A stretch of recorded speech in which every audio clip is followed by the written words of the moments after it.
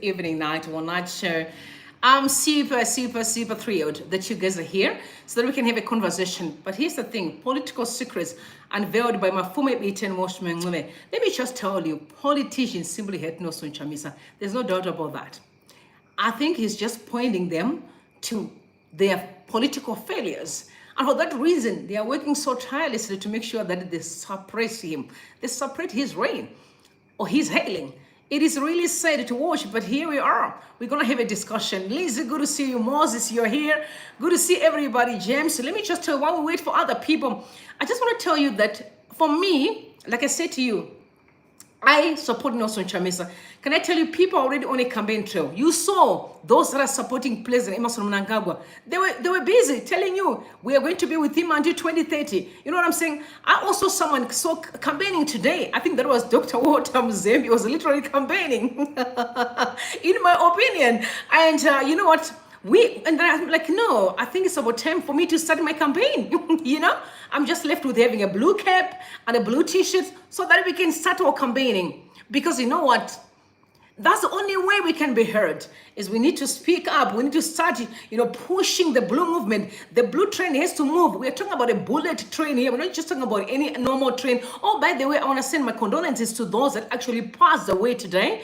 And was it today? But they passed away in an accident of a train in Zimbabwe. I want to send my condolences again. We know what's going on with our railway lines, right? We know what's happening. They will never be serviced. That's the reason why we are sitting with all this predicament. But I want to send my condolences really to everyone and say, may their soul rest in eternal peace. I know they went to heaven. I can say maybe they were supposed to be with us if everything was moving well. This is why I keep on saying, guys, by the way, the blue train, drop your blue hats. While we are waiting for other people to come through here, I just want to remind you, don't worry about the yellow, because yellow we can replace with blue, because that's our train, right? That's our train, the blue train. Let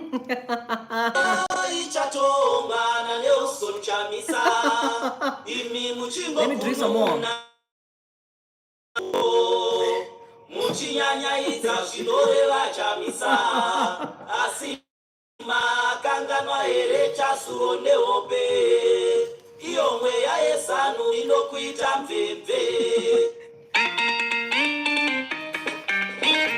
I want to send my shout out to my brother who sang this song.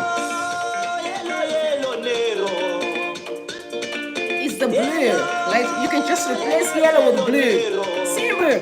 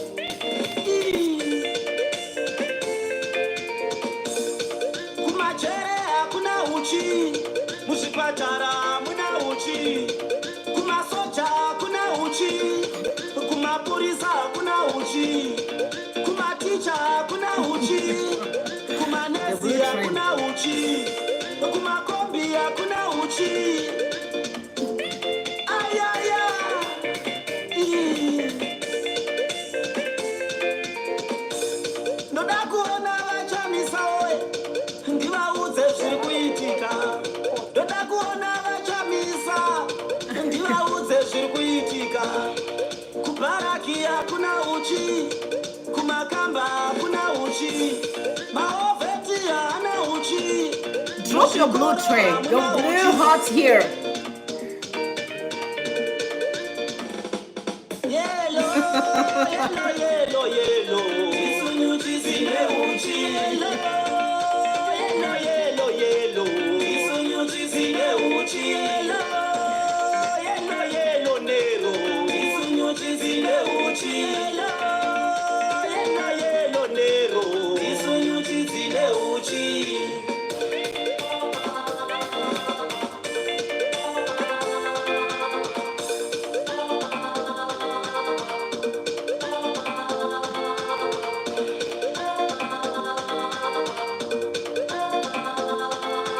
What's up, everybody? I hope you guys are well. Welcome, everybody.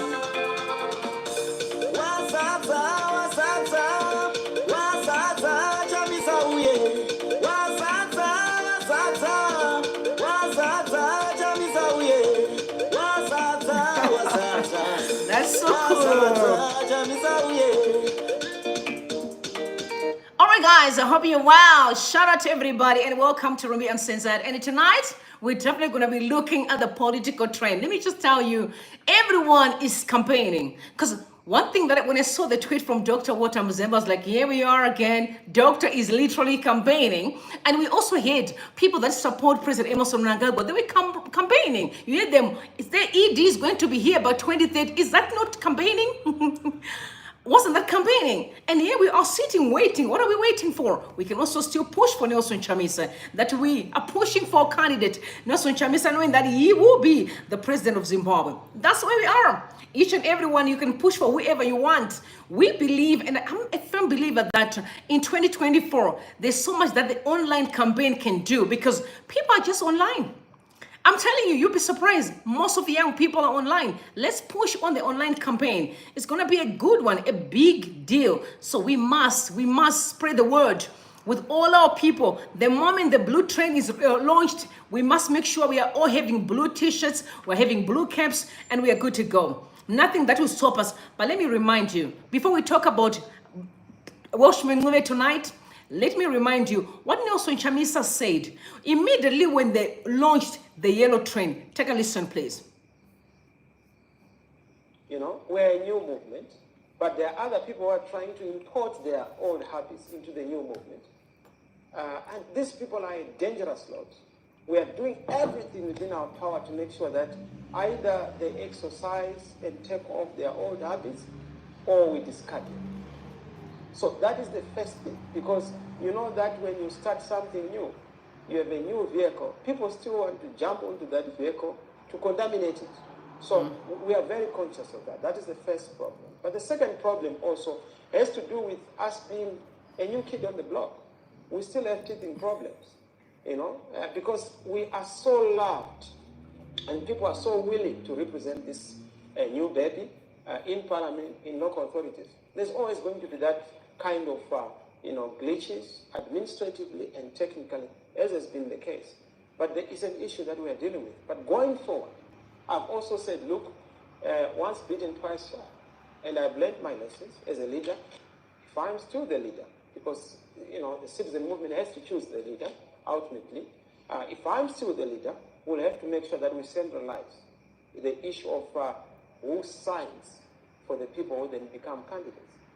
And surely one person can't sign for double candidates. What caused problems that we have too many people signing? Like we had 4 people who were signing. Some now sign because, of proximity, familiarity, history, and other things. So those are some of the things we are trying to really flush out. It's not a walk in the park. It's not an instant coffee kind of thing.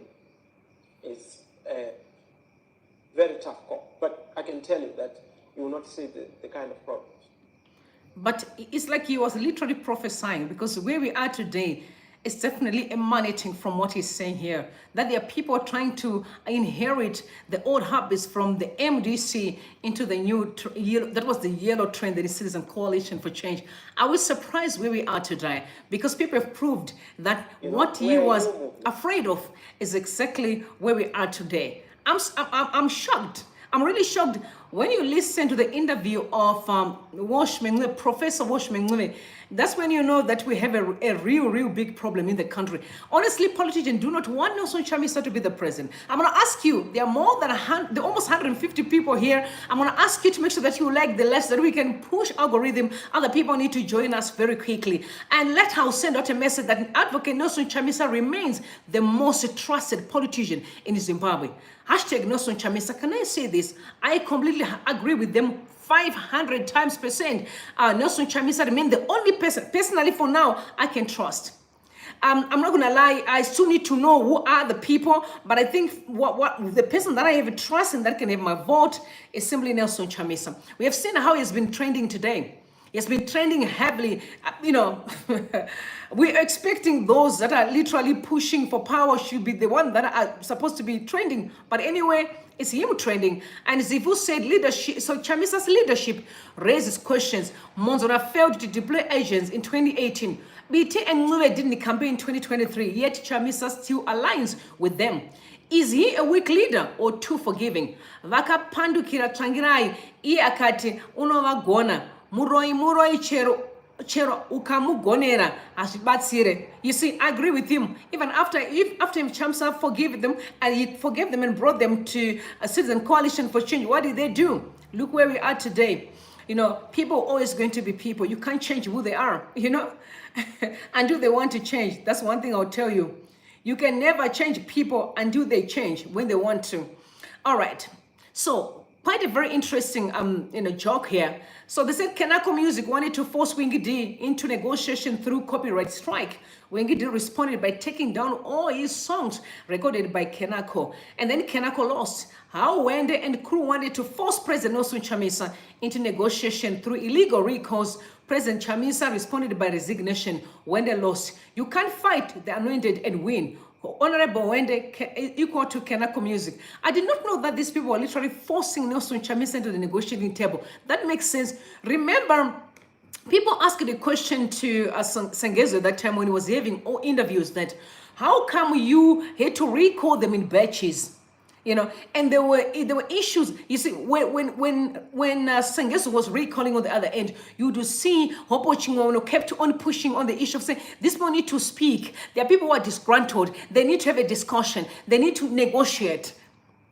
I'm not surprised with what's even playing right now because you hear as we move along what's really going on in the background. It's like people are just supporting their own person and they're playing that dirty political game of trying to tarnish an innocent Chamisa, so at least maybe they can also get like a leeway. Not in 2024. It doesn't work. Dirty politics do not work anymore. People are smarter. People are wiser. They've banned many times. Zimbabweans, all they want is peace. A leader who is not money hungry. A leader who has the heart of the people. A leader who is respectful. A leader who is humble. These people who are coming through with so much, we know it all. I'm scared of them. I'm really scared of them. So Dr. Walter Muzembe tweeted just like this evening, and the tweet that he sent or this message was quite interesting. He said Zimbabweans need to reimagine how beyond popular support a candidate wins the office of president to avoid future disappointment. Can you hear that? And I'm asking myself, what do you mean? The last time I checked, if we're talking about democracy, we literally say that power to the people. The people have the right to choose a leader. But now when he says Zimbabweans must be prepared not to be disappointed because it's not only popularism that will make someone a president. That question, I'm like, hold on. But let's move on with his tweet. He said there are several other non-voting factors that gets a person into the office of chief executive of a country. This part from the credibility of an electoral management system should not elude us, but must form a checklist of how we should collectively shape and prepare a candidate and improve his or her appeal beyond the voters' checklist. Stakeholders management, which includes key pillars like business, church, financiers, military, and the judiciary, the region, and international community, etc. Their disposition towards a candidate have a bearing on the outcome, what and who they want to see sworn into the office. Often referred to as the deep state, this informal collective has power to install and dethrone. Popularity is important for the votes, which must be near what can be defended, but considered alone is just one of the factors and ranks pari passu with the ideology, policies, beliefs, value system of a candidate, which are often sold to the stakeholders and are part of serious horse trading in the electoral journey. These are often understood through the operation of an active shadow government system. A manifesto alone is not enough. In the absence of this clear communication of what an aspiring candidate stands for, it's not uncommon to hear phrases like, we will stick with what we already know, or the risk is too much, or so and so is not yet ready, or we are not supporting anyone. When overtunes are made to some of these constituencies whose loyalties are often transactional and business related over a lengthy period. So readiness to govern is a perception that must be managed beyond the rallies and is assessed in a different realm. It is an area of conspiracy between stakeholders to get someone into office. A popular candidate can also be misled by this conspiracy and put into a lull while the preferred candidate is being propped up. I'm just sharing as I think about many things why we're stuck. Let's have a mature debate on this. Okay, what do you guys think from what Dr. Walter Mzembe is saying? Because remember, he was actually the chairman for the campaign for Sylvia Kasukwire. Do you remember that? And if I can remember correctly, what Professor Mutambara said, it was like we need to be very careful, of confusing opposition and the ZANU-PF factions. They fight within the parameters of the ruling party. We must be, because there's always going to be power battle. Remember the Lacoste and the G40. I know that Dr. Walter Mzembe is a very sober person. When he speaks, he really means what he says. He has got a point here. But I also want to say we can't always survive on bootlicking. We must be surviving on integrity and ethics. If a person wins an election, that person should be a leader. If they fail, those that vote them out have got the power to impeach.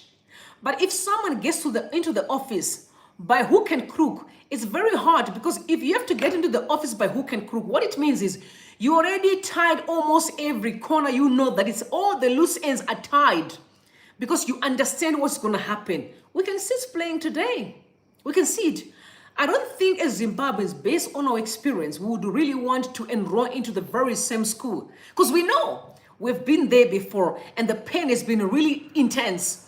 Our people are not willing to play dirty games in politics any longer. We want clean, clear politics. We want leaders who are qualified to do the job and who do it with integrity, without no favorism. Because otherwise, we are absolutely doing nothing. Then it's pain on top of pain on top of pain. Otherwise, I understand him. I think it's all boils down to respect, really. That the army should respect the people. The judiciary should also understand that they are there for work. They need to respect the people. The church as well should uphold the principle that they preach. That those should be the moral standard that the society would live by. I get that. All civil society, all those are people that should be respected. But I'm very much against those who wiggle their way to the top when people don't even vote for them. No, that doesn't work for me, because I'm afraid, because people may misunderstand that. We really, really need people who are good at doing the job. I'm sure Zimbabweans are wise and smart enough to choose their own leaders. They chose their leaders. And what happened? We saw a lot of recalls happening. Like I told you, you will see what's happening as we're going further. There's really a political game that is playing in the background. Honestly, in my opinion, politicians hate Nelson Chamisa. I'm going to say, unfortunately, I'm going to say it. It is what it is. Most politicians, and I'll tell you why, because they are too old, and the majority of them have tried politics and they failed. So Nelson Chamisa reminds them all the time about their failures. Because remember, this is a 46-year-old man. In a situation like Zimbabwe, where it's all about age. You know what I'm saying? People think when you're too mature, you know what you're talking about. No. You can be 45 or 50 and still be a fool. Listen, I don't want to get there. I've met the most gullible people, even in their 50s, who don't even have no direction. I've met them. So it's not about your age. It's more to do with the wisdom that you carry and the leadership skills based on experience. Sometimes not even experience, but based on your commitment to understand how human beings function. That's what makes a person, successful in terms of leadership. But if you think age alone can lead, unfortunately, we are in this mess, but still being led by people who are mature. So Corey responded and said, Walter, your sentiments are very true. It is why the public should push for presidential debates to learn what ideologies they stand for. Agreed. But is it our fault that we don't have political debates in the country? Definitely, people have spoken about it. I remember prior to elections, you saw a bits and pieces of political debates. I remember Fadzema went in and debate with someone. If I'm well, I don't. Yeah, the candidate for ZANU-PF that was also in Mount Pleasant. I remember Mr. Gumbo as well, who went in and he was with Superman Wanzira. You know, we saw few debates, but we were expecting presidential debates. And we still want presidential debates. So that when people choose a leader, they are choosing a leader based on merits. They choose a leader from an informed position. But unfortunately, because majority of people know that they can't stand debates, so they will never endorse debates. They'll rather say, no debates at all. They'll freeze it because they know that I won't be able to stand. And his policy said, Hekaniwaro. Then Temba said there shall come a time for that sort of voting. At the moment, it's binary politics. Aluta Koniua, there's a time for everything. I agree with him. Where we stand right now to talk about this, no, let's face a freedom. And debates will eventually come. Because that's when we know we are choosing the right people. You know what I mean? Because we are sick and tired of just running around with the wrong, people who have no heart for the masses. And who can even help our people moving forward? It's all about, I want a position. We can see, when we listen to Welshman, that's when you know that people are position mad, title mad, but they have nothing, literally no leadership skills whatsoever. They may have heard, but their experiences and their skills no longer match the era. It does not align. The youth doesn't understand them. They can't get it. You know what I mean? And we're not saying this out of disrespect, but we're saying it because they've proved right now without any reasonable doubt that no, something's actually wrong. They don't get it. That in 2024, there's a way that you need to behave, and there's a way that you need to treat people. They failed. They failed, Shem. They did fail. They really did fail. They failed us Zimbabweans heavily. They did fail us. So we're going to be pursuing the interview of Welshman tonight. Please pay attention. Yeah, it's quite interesting. That interview today, yeah, that's when you know, honestly, Chamisa, may God bless his heart. I don't know, as a 46-year-old, how did he deal with that? Because I don't know if I was going to survive. I don't know if I was going to survive. Because what I experienced today, it's something else. And the local authorities focus on the things that they were elected to do by the electorate, that we do everything that we can to unite the party, to reach out to everybody so that we can go back to our core business. And then it was decided that the three vice presidents as elected at Guerrero, now that the president of the party had resigned and dissociated himself with the party, it was necessary for us to step up to the plate, to take responsibility, and to ensure that the party is brought back on track. And hence that will rotate. And the standing committee decided that I will go first as being the most senior of the three vice presidents as elected at Guerrero. So that therefore I have been mandated in the next 90 days to do all that I can, working with the other vice presidents, working with the secretariat of the party, working with the rest of the departments of the party. To address the challenges that the party face today. We got here to answer that question directly. We got here because since approximately about the 24th of January 22, we got to a stage where we experimented about how to lead.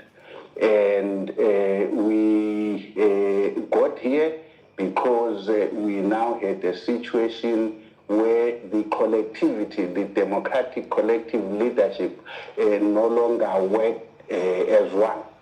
And we were unable to meet as elected individuals, as elected leadership, to address the challenges that we were facing. And we got here. Because of some of those things, but we do not want to keep looking back. everything that has happened is a matter of public knowledge. What is important now is to say, what do we do from here going forward? And really, that is our mandate. Those are our terms of reference from the leadership. And I must underline that the party doesn't belong to us. The party doesn't belong to individuals.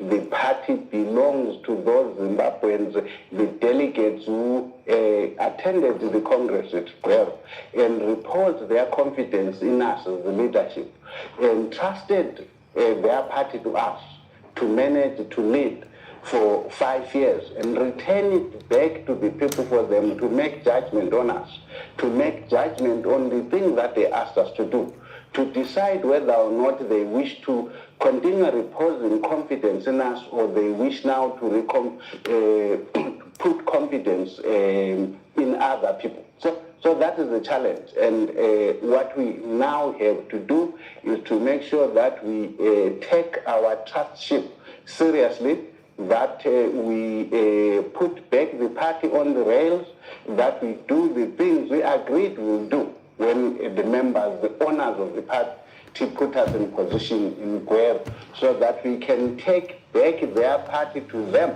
once again in the course of this year, because our term of office basically expires in about June, July this year, so that the owners of the party can decide what to do with their party. It is not our party, it is a party that belongs to the people.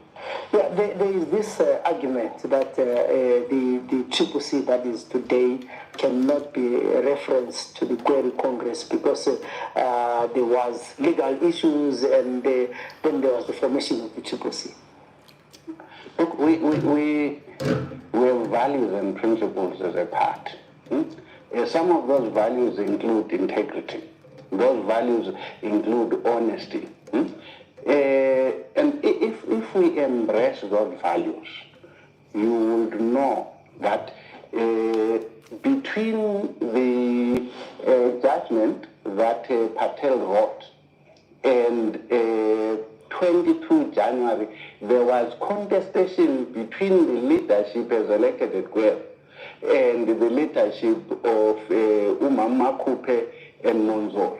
And you know that what the Supreme Court decided was that a lot of things that happened between Guero and the time of the Supreme Court judgment, a lot of things that happened between the death of President Tsvangirai and may his soul rest in peace, and the time of the hearing of that court case. And the Supreme Court was very clear that the questions that it was being asked to decide had become moot, had become academic. People had moved on. But nonetheless, because this is a political party which wishes to lead this country, it was important to restate what the Supreme Court considered the correct legal position. And basically stated that it is up to those who are involved to decide whether they want to wind the clock back and start afresh, or they want to continue as they had done because the case had become moot. It is very important that that judgment is clear. So the judgment allowed those who had moved on to continue moving on. It allowed those who wanted to go back and start afresh. Those who wanted to go back went back and started afresh.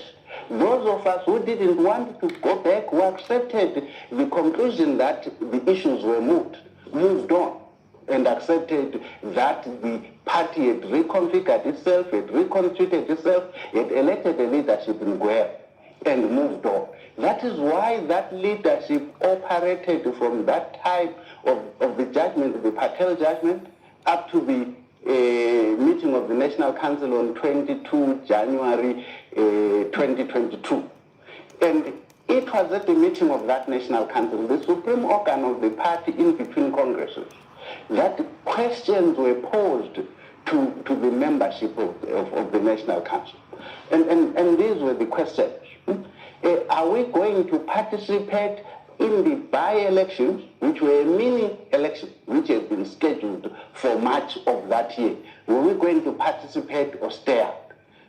we resolved unanimously, virtually, that we were going to participate. And as of the moment we were deciding, we were still MDC alliance, where the council, the National Council of the MDC alliance. We then posed the second question. Given that Douglas Monzora and others had stated publicly that they were going to participate in those by-elections, not as MDCT, but as MDC alliance, were we going to continue to participate as MDC alliance and encourage the confusion which was intended? We decided no, we're not going to participate in that election as MDC alliance. We're going to participate under a new party name, CCC. We therefore resolved that from henceforth we will call ourselves CCC, and we're going to participate in the March elections as CCC. We further decided under what banner, under what colors were we going to participate. We resolved that we are going to abandon the color red as the predominant color of the party. We are going to adopt the yellow color. We asked ourselves, are we going to continue with the MDC Alliance slogan, Chingama Itiro, Kukula Zenzo, etc., etc. We again resolved that we're going to abandon all of those slogans and adopt new slogans. We resolved too, we are going to adopt a new law, and we adopted those laws. And we proceeded after that meeting as MDC Alliance renamed CCC, which is why we continued in the same offices as we had occupied before. Our MPs who had not crossed the floor to Monzora, our MPs who had come from what was the MDC Green before the alliance, which had come from PDP, continued as CCC members of parliament post that meeting of 22 January 2022. So it is dishonest, it is deceitful for anyone to suggest that CCC is anything other than a baby, a child of the MDC Alliance born out of the resolution of the MDC Alliance National Council as it met in Madavuba in Harare on that date. That is the truth of the matter. So you get into CCC, and I would say maybe we see less of you in the CCC leading to the elections. What happened?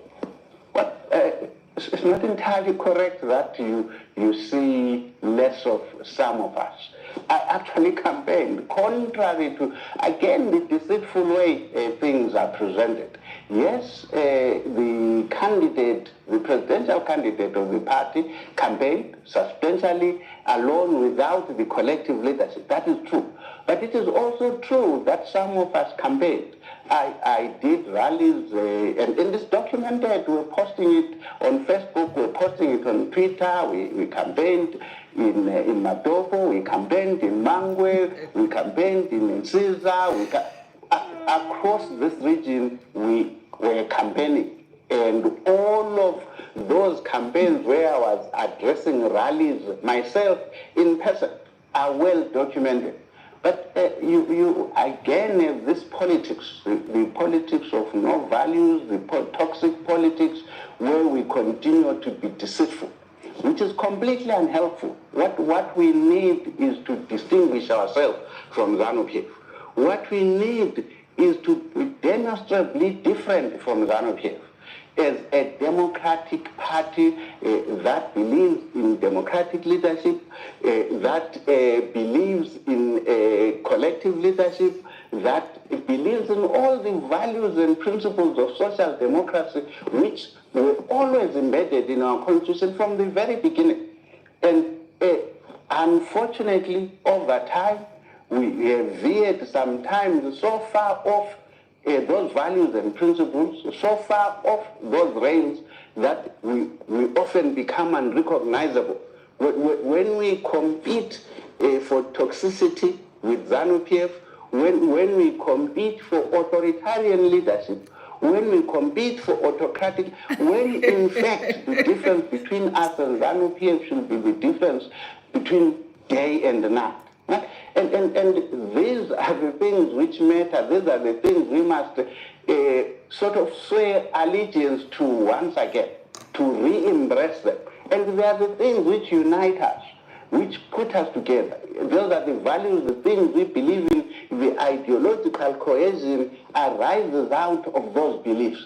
The moment we appear simply to believe that we exist for the sole purpose of simply removing ZANU-PF regardless of what we stand for, then you have a problem, because you then don't have the glue that ties you together. What ties people together in a political organization are the things that you believe in, are the things that you are fighting for, the things that you want to do when you are in government, the society that you want to build, the things you want to do for the people, to address issues of poverty, to address issues of joblessness, to address all the bread and butter issues, the promises of the liberation struggle. All of those values, those are the things that bring you together. The moment you don't have common values, the moment you don't profess allegiance to common values, the moment you do not have an ideological red thread tying you together, then you are nothing more than charlatans questing for power for the sake of power. That's not who we are. That's not who we have been. And that is not who we're established to be. You see, one thing I'll tell you that I've realized when I listen to Welshman, now I get to understand why Kudam Saswa kept on saying, it's time that we divorce an old software. You can actually hear. I want to give an analogy that is very easy to understand. Let's look in a family setup where someone is really well educated and the others aren't. And if those that aren't educated enough or that are not exposed enough, if they are older, there's a possibility that there's always going to be fight every time they're trying to converse. You know why? Because that exposed child or that educated child is trying to say, hey, I think this one, if we do things this way, we're going to end up in danger. When he's talking about now, we don't want to replicate a party like ZANU-PF. What I'm going to ask you a question now is, what is it that we are really pursuing? Zimbabweans are pursuing for freedom. We are all pursuing freedom, isn't it? Can I tell you, Zimbabweans are not a problem when it comes to work. They will work. Zimbabwe don't have a problem with education because they actually love to be educated. So the fundamentals in Zimbabwe, we do have them. The only thing that we don't have is freedom. So why people are pursuing to get rid of ZANU-PF? It's not about ZANU-PF is getting rid of our brothers. It's getting rid of systems that are evil, that has kept us at ransom for decades. That's what people are pursuing. Because to my surprise, even the people in ZANU-PF, some of them don't even want those systems. You can see, look at what's going on with the land evictions. So and when Welshman is talking about we need to same values, what is he really talking about? Because what values are we going to talk about before we have the freedom? Freedom comes first. Can I tell you, there is no template that you can put down now while we are still stuck the way that we are. No template that will work. Chamisa was very clear, guys. Our goal is to make sure we win Zimbabwe for change. And the change was simply to get out of this toxicity and have a free country. Then we are going to appoint ministers across the board and work together as a Zimbabwean people. So where is it wrong there? These ones wanted to be given positions prior, before nothing is done. They already say, give me the position so we can say we are all agreeing. Because how come they're the only people out of all the members of parliament that were insist on coalition for change, the supporters, it's only them that are seeing that he is a bad person. Again, with Tsvangirai as well. Do you remember even Ngube said that he literally had an opportunity to speak to Ngube? I know, I'm talking about Trevor Ngube, and he spoke to Tsvangirai as well. And there was a time Tsvangirai said he must speak to Ngube. So which means that Professor Ngube should just marry the fact that, sometimes, you may be good at working alone, you're just not good at working as a team. And that's okay. Doesn't make you a better person. He's an incredible guy. He's a qualified attorney, a politician, but he may just not be good at working with a team. Because every person that he works with, it doesn't work. It doesn't work. It's time for him, I think, to reflect and really introspecting. I'm talking about Professor Welshman, because if he keeps on complaining and accusing Nelson Chamisa for being a dictator, now, how do you expect to submit yourself to a dictator's leadership? Was it not even wise for him to say, you know what? I don't think I align with the way Chamisa is doing things. let me remove myself from these shenanigans and I'm gonna be at peace with myself, or I can start another party. Don't forget, they also start another party prior, which didn't even work. There's more to this. They're exposing a people who do not want Nelson Chamisa to be a leader. It's not only them. There's also a lot of people from different political parties. You can see them attacking Chamisa day in, day out. They're thinking by speaking ill about Nelson Chamisa, it will push voters away from him. No, the more they attack Chamisa, the more people fall in love with him.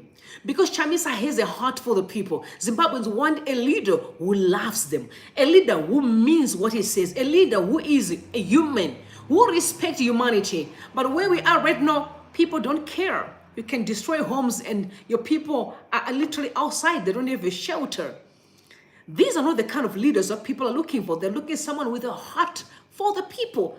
So you know what? Honestly, I just think that they need to introspect. They definitely need to introspect. Yeah, so you fast forward past the elections, and then we have the Chabang issue, recalling MPs, and the talk was Prof. Welsh and Biti are behind Chabang. Were you behind Chabang? Of course not. But again, when people refuse to take responsibility for creating the circumstances which lead to such unfortunate incidents, you then engage in witch hunting. This one there, this one there, this one is responsible for this. It's so sad and so unfortunate.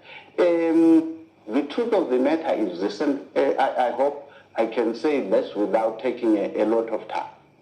I as an individual, learned for the first time about the first wave of recalls from a friend who is in the diaspora.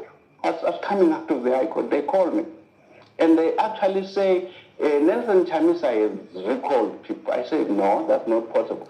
And since there's a letter in Parliament recalling people, he has recalled people. I said, it's not possible. Give me the names of the people who have been recalled. They give me the names of the people. I said, it's not possible for Chamisa to recall the people you say, because these are some of his closest friends, some of his closest allies. It's not possible. I then say, they say, but there is a letter. I say, okay, do you have the letter? Yes. Send it to me. They send it to me on WhatsApp. I read the letter. It's signed by Sengeza Chabang. I say, but Sengeza Chabang is not the interim SG of Triple C. I call him, actually, to phone and call Chabang. Chabang, there's this letter, surely it must be fair. It bears your signature and your name. Did you sign it? He says, yes, I wrote it. And I said, but like how? And you will do something like that without even telling some of us? He says, we knew, he uses a plural, we knew that you would not approve, but we did it. I could go on to the second phase of recalls. And this second phase of recalls happens when we were basically in mourning for my late mother. And the people who came to the funeral work say to me, 73 people have been recalled. And I said, really? He says, yes. The letters have gone. I again call Chaba and say to him, have you recalled these people? He says, no, I haven't recalled these people. So I reassure people that, no, I've spoken to Chaba. He says, I haven't recalled anybody. Then when 23 people are recalled, I call him again. But you said to me, you haven't recalled anybody. And his answer was, no. I said I hadn't recalled 73 people. I didn't say I hadn't recalled anybody. I said, but surely you should have then said, it's untrue that 73 people have been recalled, only 23 people have been recalled. So this couldn't have been happening. Right? This couldn't have been happening if Chabang was not his own man, if Chabang was controlled by me. And if you needed evidence that I didn't control Chabang, and I know for a fact that VP Biti didn't control Chabang, he was as much in the dark as I was. the people who knew are the people you read about now, even attacking the Gweru leadership, saying we were cowards and calling us all sorts of things. Those are the people who were involved, not us. But because we love to create scapegoats, because we have become deceitful, because honesty is no longer one of those things which we value, you then have these sorts of things. Out of interest, when last did you speak to Nelson Chamisa? Quite some time ago. It's well over maybe 2 months when I spoke to him personally myself. But during those Chabangu days, did you guys try and say, but let's find each other? Yes, this is the time when we were talking. But understand that by this time, there are fundamental differences. Yes, it is, Priscilla. There are differences in respect of which we no longer had a forum to address because we had suspended the meetings of the organs of the party as we knew them. We had suspended meetings of the standing committee, we had suspended meetings of the National Council. In fact, the National Council last met on the 22nd of January 2022. And we should not gloss over some of these differences if we are being honest and we are not deceitful politicians. And these differences do arise in life, in politics. These differences are genuine political, ideological differences. When some of us believe that if you are fighting a struggle against ZANU-PF, a ZANU-PF government which you characterize as authoritarian, as autocratic, as having accumulated centered power in one person. And we say we must be the antithesis of this. We must therefore demonstrably be the opposite of ZANU-PF. We must do, while in opposition, the things that we will be expected to do when we're in government. You cannot run an autocratic, an authoritarian, a theocratic opposition and then expect sincere, genuine people to believe that once you are in power, you will no longer believe in theocracy, you will no longer believe in autocracy, you will no longer believe in authoritarian leadership. And for some of us remained faithful to those values and principles which required us to be literally the antithesis of ZANU-PF, to believe in democracy, to believe in transparency, to believe in accountability, to believe in making decisions based on debate and let the best ideas, the most persuasive ideas win the day in the structures, in the forums, in the organs of a political organization. The moment you do not have that, you no longer have a political party, you actually have a Jim Jones organization. And that is not what the struggle has been about. And it should not be that. These are the genuine differences, and people should not gloss over them and begin to label people as this or that. And there you are. We differ on these things. And let the public judge whether or not we should be holding on to the values that first brought us together in the first place. Yeah, I keep wanting to move forward and asking you about the future, but I still, maybe, I mean, you are now the acting president for the next 3 months, and the Chabangu issue is by the side, and he might decide to recall people anytime if he decides to. Are you engaging him? Let me say that the Standing Committee is given us terms of reference, is given us a mandate, and I had adverted to some of those things. They include engaging the state, engaging Chabangu, so that we can unconditionally get our party back. You have a situation where state organs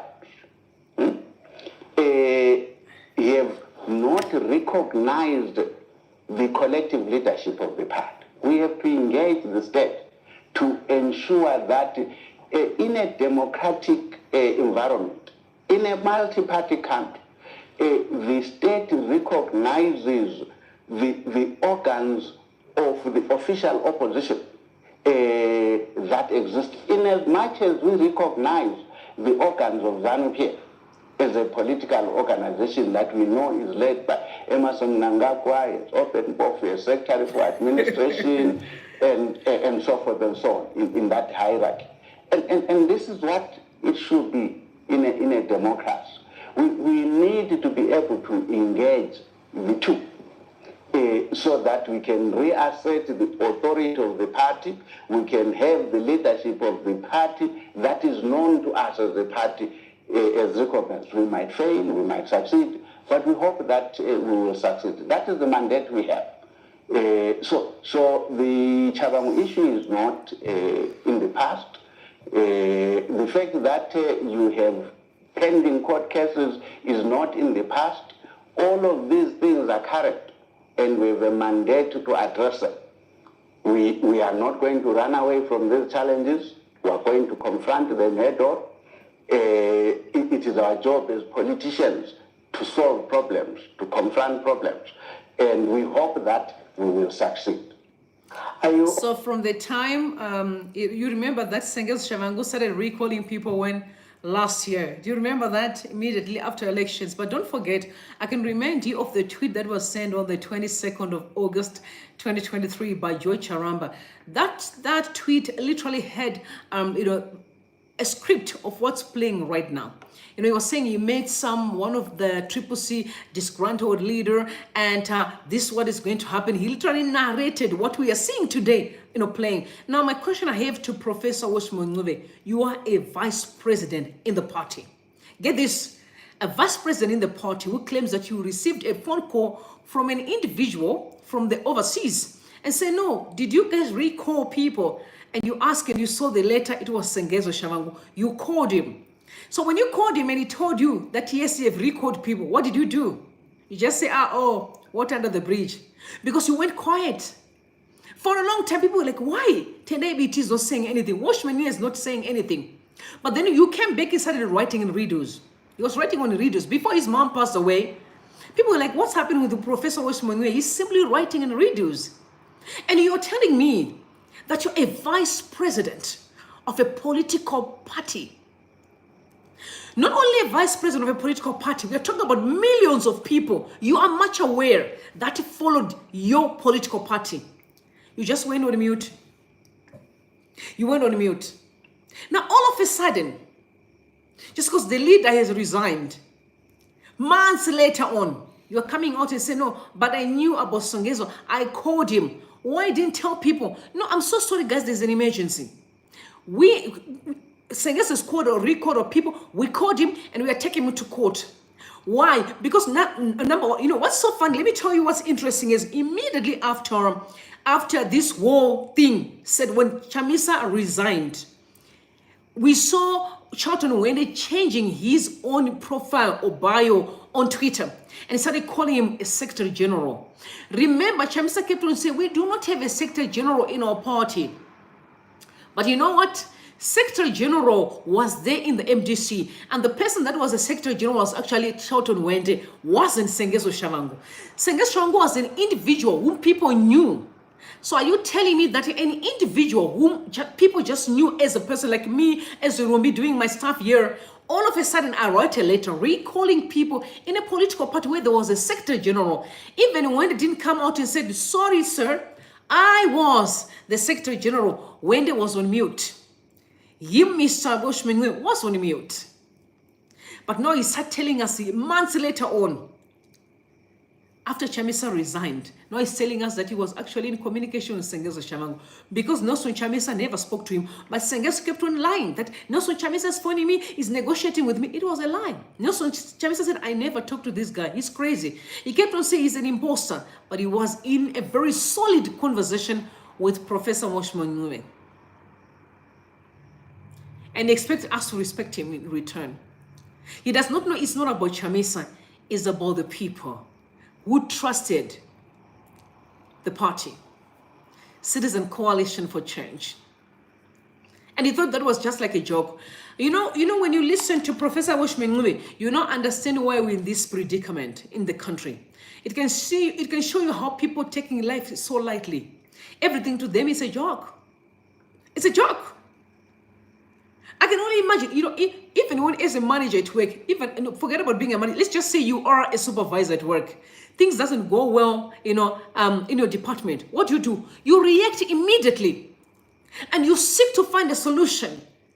Him as a vice president of a political party that is so strong than ZANU-PF. As a matter of fact, the opposition is stronger than ZANU-PF. ZANU-PF simply use muzzling, abuse of state institutions, and abuse of the people.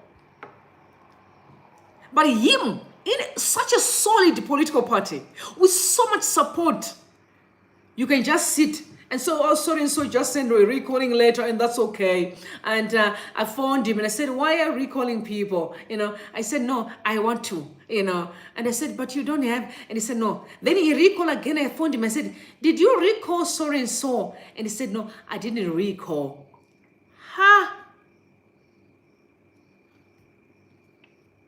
Open to talks with ZANU-PF in terms of how the country is run. In any country, there must always be dialogue. The question is, which forum? There must always be dialogue between the opposition and the ruling party. There must be dialogue in parliament. You have chief whips in parliament who must be talking to each other. You have the leader of the house, who is normally the Minister of Justice, who must be having conversation with the leader of opposition on the business in parliament. You have local authorities, urban local authorities, 24 or so of them, who are under the leadership, the collective leadership of CCC councillors. You have a central government which relates to these local authorities through the Minister of Local Government. There must be continuous conversation if democracy is to function. The moment you walk away from conversations, when you have to run the country together, because CCC is not just an opposition party, it is a governing party to the extent that it governs 24 out of 26 local authorities in this country. So it makes no sense to suggest that you can run these local authorities when central government is controlled by another party without having a conversation with each other. So you have all of these challenges that we must confront as a country, as citizens, as compatriots. And they must be confronted at the very least, within the existing framework of governance. Local government, local authorities, parliament, and so forth and so on. So that's what we believe in, that is what we have always believed. Otherwise, we can become dysfunctional. Yeah, maybe the other thing that everyone will be asking, say, there is the acting period. When are you likely to have the Congress? Look, because the party has been rendered dysfunctional, because we don't even have 100% control of the party, because we are all divided, people are pulling in different directions, it will take time for us to put the party back on the rail. But all I can say is that if we stick to the dictates of our mandate from Gweru, which was in June 2019, our terms of office therefore expire in about June, July this year. And therefore we ought to work towards having a Congress during the course of this year.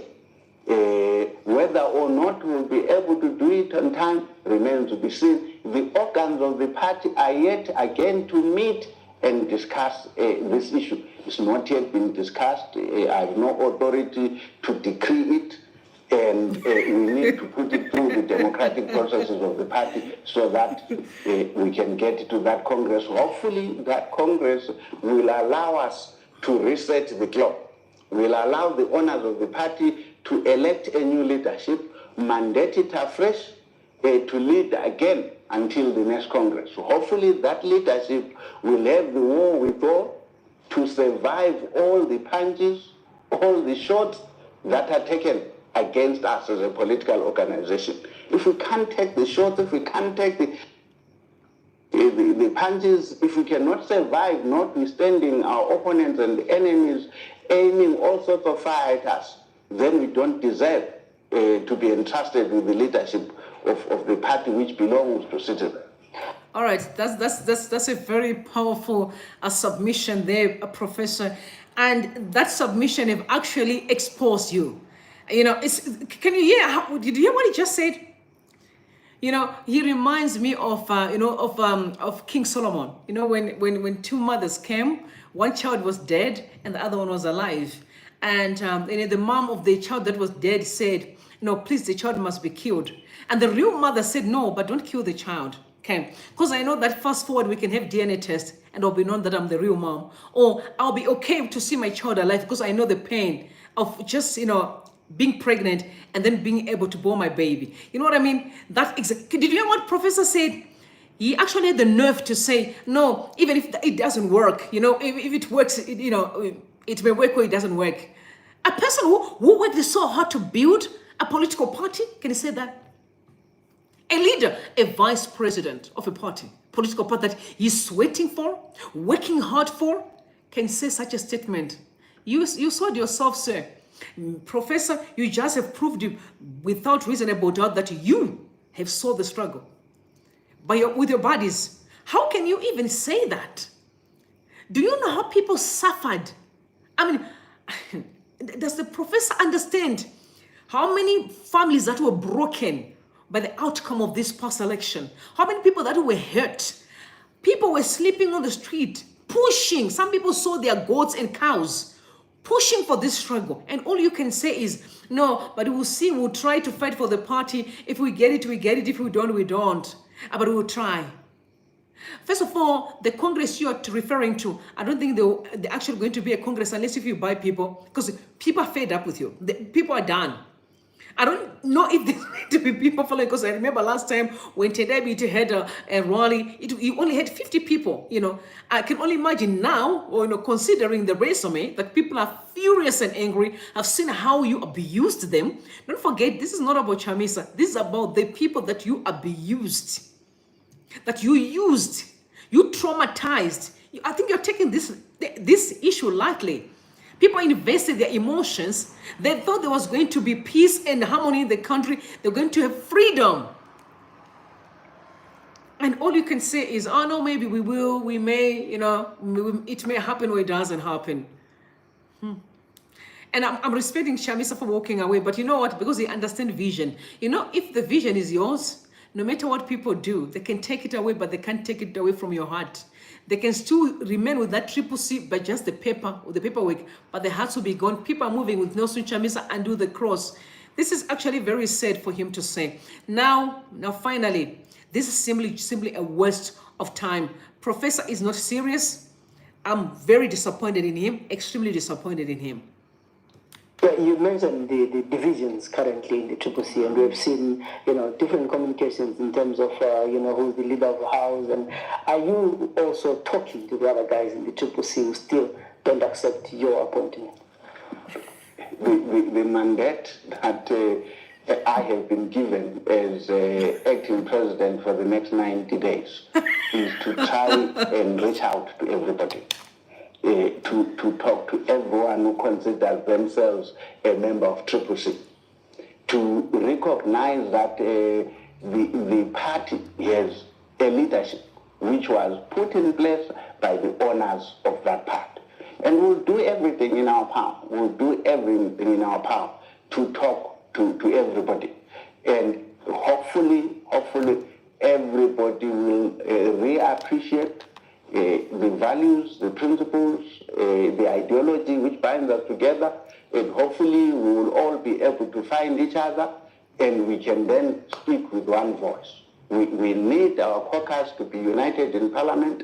We need our caucuses in the local government authorities, the ones we control, rural and urban, the ones where we are in opposition, where ZANU controls in some of the rural district councils. We need to be working together as a cohesive unit, and we'll do everything in our power to achieve that. We might not succeed, but we will not fail for want of trying. Yeah, I know we've been at it for a while, but my last question to you is maybe second from last. What does the future look like for the opposition? I think the conditions in the country are such that the future of the opposition is bright and is good. Because you have a government, a ZANU-PF government, which is failing. It's failing in respect of all the indices that you can use to judge the success of a government. Failing on the democratic front, failing on the good governance part, failing in the economic sphere, failing in the social service sphere. All you have to do is just go to any hospital in any part of Zimbabwe. You can see the state of decay in the country.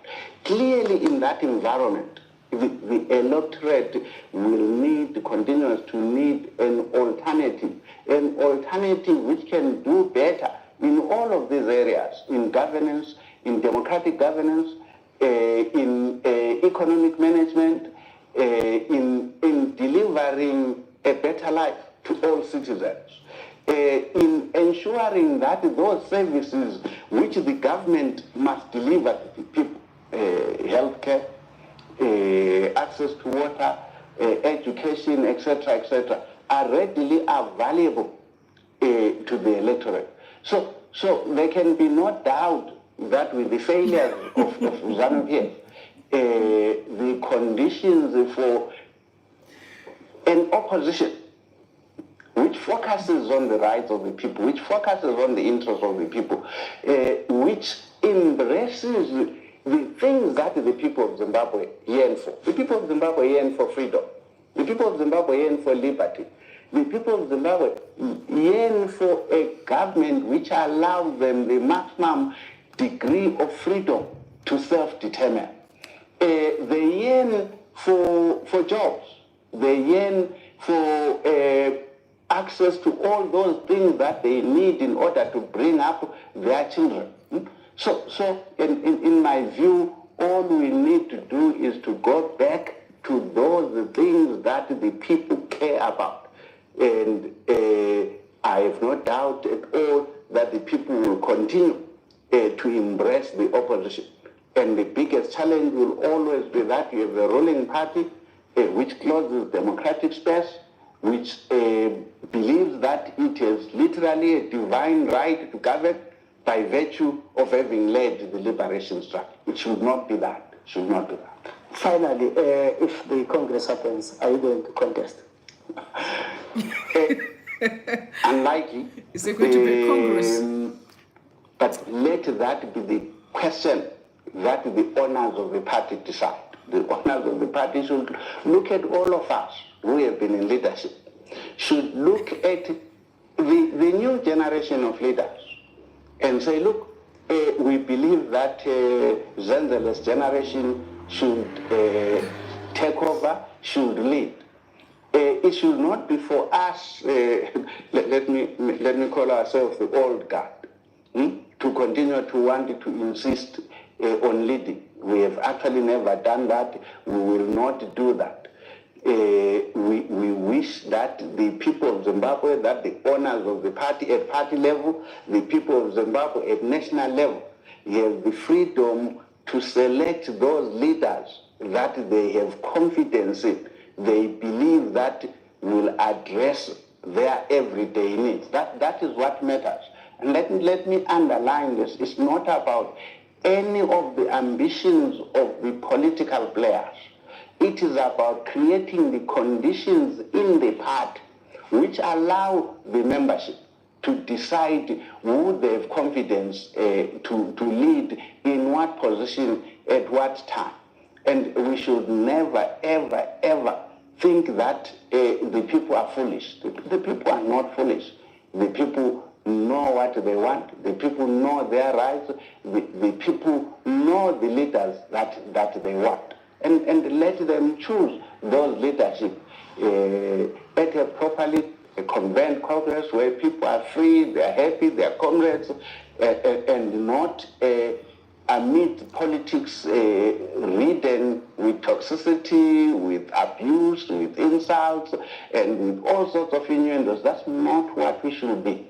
We should be Democrats in words, we should be Democrats in deeds, and we should be tolerant at all times. Otherwise, the whole struggle is an exercise in futility. Is he trying to say that Chamisa is abusive or something?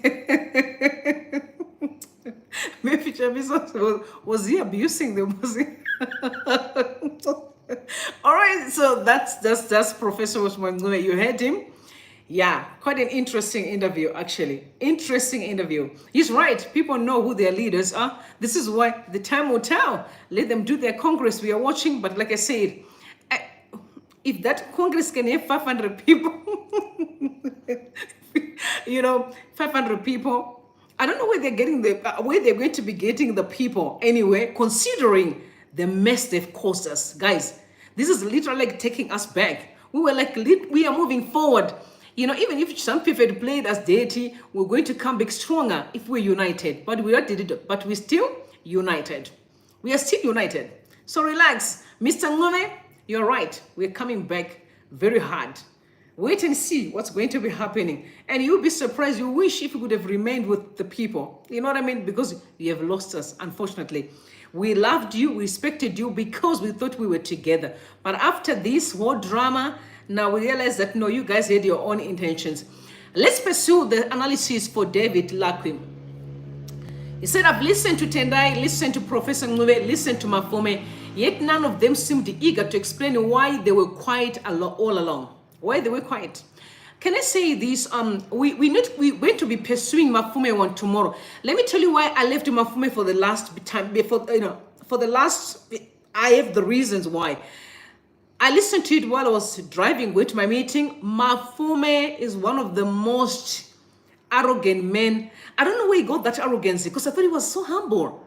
But no, man, he's a different man now. You hear him tomorrow. We are going to be pursuing his interview. Lord have mercy. What a ruthless man. What a disrespectful human being. But anywho, we don't know why they were quiet all along. All of a sudden, they're speaking after Chamisa resigned. Literally something happened. Some PF is now moving and talk about the 2/3 majority. They're talking about, Mr. Mnangagwa having the third term, which is going to be another nightmare, because people are saying it will never happen. Not again. It won't happen. So we'll see where it is going. But let's pursue his analysis. He says it's not fair to want citizens and voters to believe supposed agreements in meetings without evidence to collaborate on the claims. Agreed. You can't talk about meetings. We don't even know what they're referring to. And how do we reconcile what they are pending today with the fact that the likes of Advocate Tendai Biti even wanted to be an MP under Nelson Chamisa? You remember?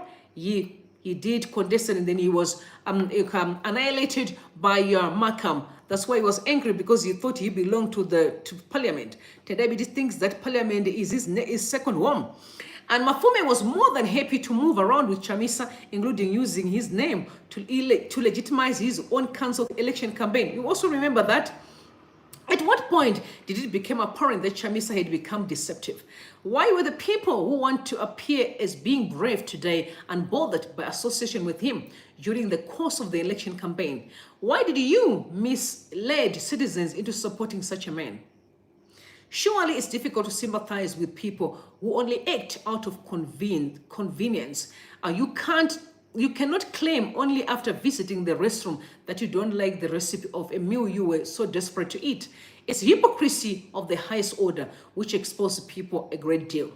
If it was indeed a deliberate strategy to only fight Chamisa after the election for argument's sake, what would have happened had he been announced a winner?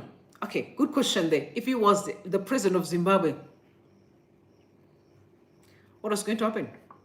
That's why I said it was a script written prior to elections. It means everything that we are seeing today was orchestrated. Would they have plunged the whole country into a constitutional crisis by fighting their leader within their party Triple C? Can't help but feel that much of their arguments are a desperate afterthought. Chamisa's speech on January 22nd is public knowledge. In fact, his protagonist today also jumped to contest as candidates of Triple C in the 2022 by-elections, yet this was a supposed false start. How did we get here? If Chamisa was this bad, they were all campaigning under Chamisa's banner. So how could they turn around now and say, but he is a dictator? No, he's not a good person. No, he's an abuser. He's only abusing you. But this was the question I asked when we started literally following this whole shenanigans of Sengezo Shavangu. I asked you a question I can repeat today. Are you comfortable to be led by someone younger than you? If you look at our Zimbabwean context in terms of our culture, you can see it even with the, I'm always talking about the chieftains and there's Masabuk and this kind of thing. There's a lot of fights. People die for those positions. They get killed. I can tell you, I know what I'm talking about. It can show you what our culture, how our culture has affected a lot of things. That because our culture does not mature, it doesn't evolve.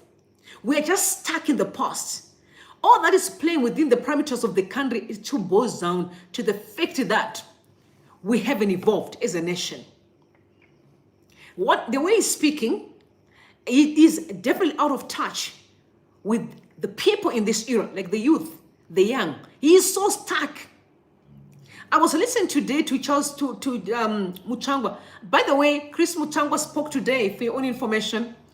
But I was stuck and even shocked by the fact that you went to a funeral for President Genko, for the president of Namibia, but he was literally talking about the struggle. They are just so stuck in the past. They do not understand that things have changed. This is why we have always been saying, let's change presidents. We were stuck with Mugabe for decades. Stuck with the same old person, some old person. It is tiring. It is depressing. We need change. The reason why leaders are changed, it is for a reason. At least this other new leader can work hard not to lose election, the next election. That's what we're talking about. New ideas, new ideologies. But if we keep stuck with the old people, we're turning us left, right, we are not moving forward. People are just tired. The youth are stuck, are tired. We need to move forward. And let me tell you, Muchangwa was talking about the liberation struggle at a funeral. He went on and on and on and on and on. I'm like, sir, sit down. But they are literally like pummeled with this liberal. They are so obsessed. Honestly, guys, 44 years down the line, you haven't changed. 44 years down the line, it's like meeting a 44-year-old who still blame his upbringing. Your background is your back at the ground, on the ground. Move on. You can't blame your daddy when you're 40. Imagine me blaming my father for where I am today. No, everything that goes wrong in my life, I take responsibility. All the good things that happened, God did them. And all the bad things that happened in my life, I did. I can tell you, I did them. And I take full responsibility. I'll never blame anybody. But these ones, they always blame. It's the liberation struggle. Like, we are sick and tired of it. We really need to move on. And I can't wait to see the new Zimbabwe that we are approaching. It's coming. It is coming. A Zimbabwe of unity, Zimbabwe of oneness, of respect. We are just sick and tired. Now, to my surprise, I'm just minding my business here. The National Prosecuting Authority is issued a warrant of arrest. Joanna Mamombe was issued a warrant of arrest this morning at the Harare Magistrates Court in case where she is jointly charged with 6 others for participating in an unlawful gathering with intent to promote public violence. The charges are emanating from an incident that took place on the 13th of May 2020. Get this, in 2020. During lockdown, Joanna Mamombe together with Stanley Manyenga, Cecilia Chimbiri, Netsema Roa, Love Joy Chitenku, Tererai Obestole, and Makombara Aruzivi She, allegedly led an unlawful demonstration threatening to cause mayhem. They marched to the intersection of 4th and 7th Avenue in Warren Park 1, where the placards written, unlock us before we revolt. Unlock us before we revolt. In so doing, the accused persons also breached the COVID-19 prevention and containment regulations.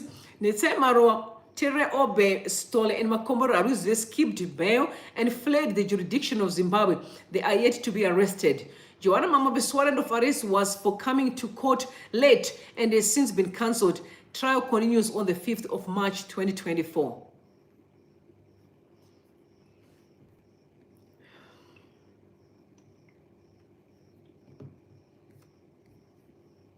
Yeah.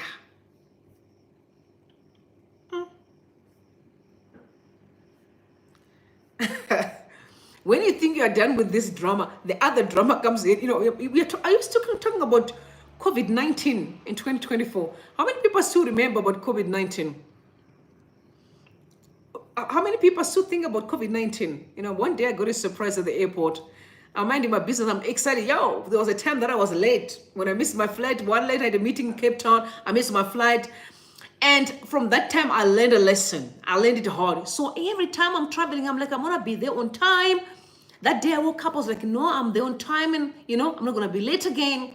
And I'm there. I'm proud of myself. Yo, I'm like, finally, room is early because, like, you know what I mean? Like, you know, when I'm approaching that desk for the lady, she was like to me, where is your certificate for COVID-19? I said, excuse me, ma'am, where's your certificate? I said, certificate? What do you mean by that? She goes, yes. I said, no, ma'am, are you still talking about COVID-19? She goes, yes. Zimbabwe wants the certificate for COVID-19. It's your country. They were looking at my passport. They said, it's your country. They want... they want a certificate. I'm like, ma'am, sorry, let me tell you, I just want to go where I want to go. You know, I'm thinking about the time, you know, remember, I need to board. So no, otherwise you're going to have to move your flight to the next flight and you can go and sort this out. I'm like, no way, ma'am, you're playing games. I am going home now. I said, ma'am, don't play with me. I'm in business. I'm going. I thought I was joking. I said, no, I am going. Until they say, no, but you can try. You're going to go in and test when you get to Harare. Or I'm just telling you that I'm shocked people are being arrested for walking as a group of people holding a placard said, please unlock us. They are being arrested in 2024.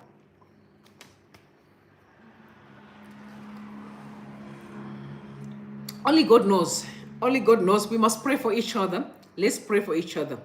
We need these prayers. We need them. We definitely need these prayers. Okay, guys, I love you so much. And thank you guys for coming through. Tomorrow we're going to pursue Mr. Mafume, but that will be in the evening because in the morning we maybe try other stuff because evenings are great when we really go through these interviews so we can understand what's going on out with our brothers. But what we know is please push the campaign. We are still pushing for no switch. So we are waiting for the day, but some people are already with their blue t-shirts. Let's all push and prepare for the Zimbabwe that is coming. It's coming very soon. I love you so much, and may God bless you, and may God bless Zimbabwe. Bye for now.